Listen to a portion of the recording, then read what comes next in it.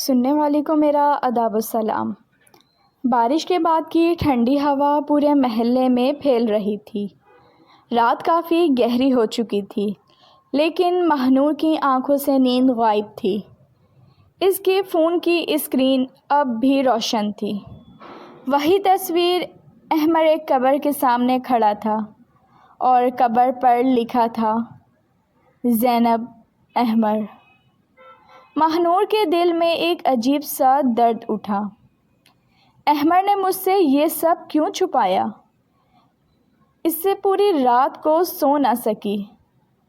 صبح ہوتے ہی اس نے فیصلہ کر لیا کہ اب وہ ہر سچ جانے بغیر نہیں رکے گی۔ اگلے دن احمر ہمیشہ کی طرح کھڑکی کے پاس آیا، مگر آج مہنور نے پردہ نہیں ہٹایا۔ احمر کافی دیر انتظار کرتا رہا، پھر اس نے آہستہ سے ونڈو پر ناک کیا۔ کوئی جواب نہیں۔ اس کے چہرے پر پریشانی واضح ہونے لگی۔ آخر کار شام کو مہنور دروازہ کھول کر باہر آئی۔ احمر فوراً اس کے قریب آیا۔ تم مجھ سے ناراض ہو؟ مہنور نے بغیر کچھ کہے وہ تصویر اس کے سامنے کر دی۔ احمر کے چہرے کا رنگ ایک لمحے بدل گیا۔ کافی دیر دونوں کے درمیان خاموشی رہی۔ پھر مہنور کی آنکھوں میں آنسو بھر آئے۔ تم نے کہا تھا اب کوئی راز نہیں رہے گا۔ احمر نظریں جھکا کر خاموش کھڑا رہا۔ زینب کون تھی؟ ہوا جیسے رک گئی۔ احمر نے آہستہ سے آنکھیں بند کیں۔ وہ میری منگیتر تھی۔ مہنور کے دل میں جیسے کچھ ٹوٹ گیا۔ اور تم آج بھی اس سے محبت کرتے ہو؟ احمر فوراً بولا، نہیں، مگر اس کی آواز میں درد محسوس ہو رہا ہے۔ وہ دیوار کے ساتھ ٹیک لگا کر کھڑا ہو گیا۔ زینب صرف میری منگیتر نہیں تھی، وہ میری سب سے اچھی دوست تھی، اور اس کی موت میری زندگی کا سب سے بڑا ڈر بن گئی۔ مہنور خاموشی سے سنتی رہی۔ احمر کی آنکھیں نم تھیں۔ جس رات زینب کی موت ہوئی وہ میرے ساتھ تھی۔ ہم دونوں ایک حقیقت کے قریب پہنچ چکے تھے، انہی لوگوں کے خلاف جنہوں نے فارس کو مارنے کی کوشش کی۔ مہنور چونک گئی۔ تو زینب بھی اس سب میں شامل تھی؟ احمر نے ہلکا سا سر ہلایا۔ اس نے میرے لیے ایویڈنس جمع کیے تھے، لیکن انہوں نے اس راستے سے ہٹا دیا۔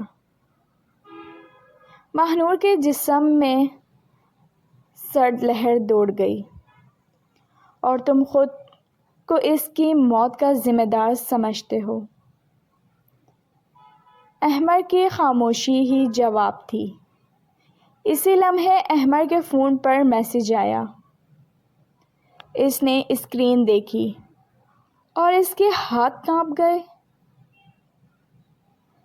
میسج صرف ایک لائن پر مشتمل تھا، ایک قبر ابھی خالی ہے۔ مہنور خوف زدہ ہو گئی۔ یہ لوگ آخر چاہتے کیا ہیں؟ احمر فوراً باہر نکلا۔ مجھے فارس کے پاس جانا ہوگا۔ رات کافی ہو چکی تھی، سڑکیں سنسان تھیں۔ مہنور نے محسوس کیا جیسے کوئی ان کا پیچھا کر رہا ہو۔ چند لمحوں بعد ایک کالی گاڑی ان کے پیچھے آ کر رکی۔ مہنور کا دل زور سے دھڑکا۔ احمر؟ مگر احمر پہلے ہی سمجھ چکا تھا۔ اس نے فوراً مہنور کا ہاتھ پکڑا اور دونوں تیزی سے ایک تنگ گلی کی طرف بھاگے۔ بارش دوبارہ شروع ہو چکی تھی۔ پیچھے سے ایک قدموں کی آواز قریب آ رہی تھی۔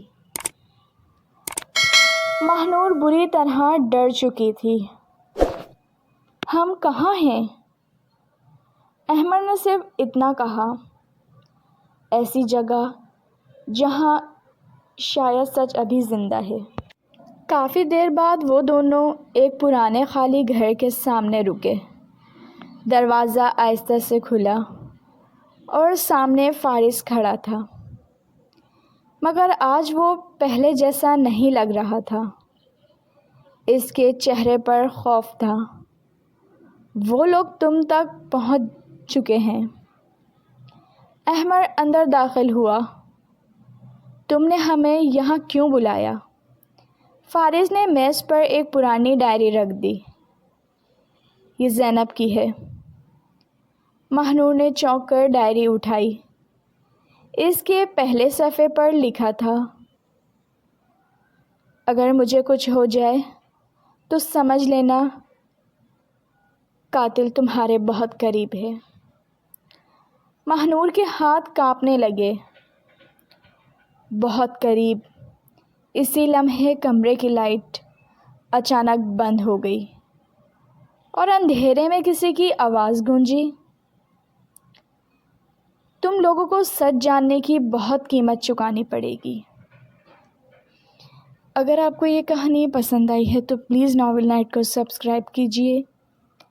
رکھیے اپنا بہت زیادہ خیال۔ کمنٹس کرنا نہ بھولیں۔ اجازت دیجیے۔ اللہ حافظ۔